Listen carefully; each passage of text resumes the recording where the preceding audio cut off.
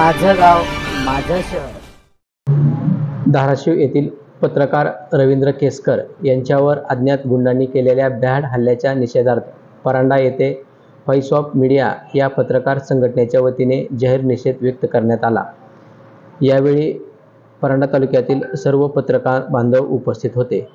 पत्रकार प्रकाश काशीद, प्रमोद वेदपाठक, मुजीब काझी, तानाजी घोडके, श्रीराम विद्वत, विजय माने, गणेश राशनकर, संतोष शिंदे, रावसाहेब काळे, आनंद खर्डेकर, सचिन कुलकर्णी, शंकर घोगरे, फारुख शेख, विजय मेहर, निसार मुजावर आदीसह परांडा तालुक्यातील पत्रकार बांधव उपस्थित होते.